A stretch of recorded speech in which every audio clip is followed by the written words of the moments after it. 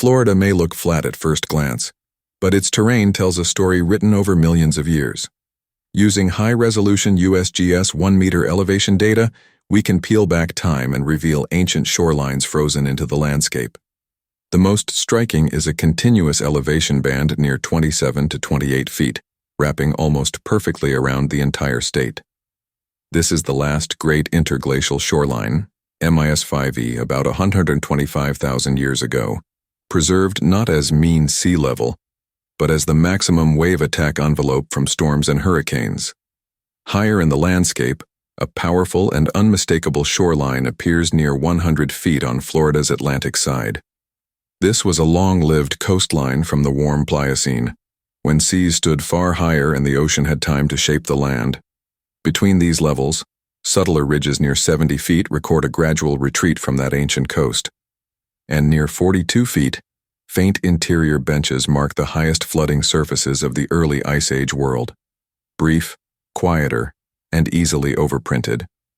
Together, these layers reveal Florida not as flat, but as a living archive of rising seas, falling seas, waves, storms, and deep time, all written into the terrain beneath our feet. What makes Florida unique is not just how high the seas once rose, but how clearly the land remembers. Unlike mountainous or tectonically active coasts, Florida is stable, broad, and low-sloped. That makes it extraordinarily sensitive to sea level change, and exceptionally good at preserving it. Each elevation band you see here is not arbitrary color. It marks where water stood long enough, or struck hard enough, to leave a lasting signature.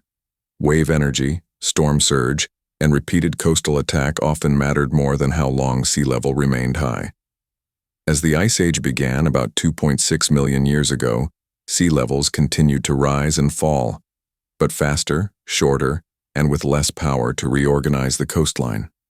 That shift is written into the terrain as quieter, fragmented surfaces. You are not looking at a flat state.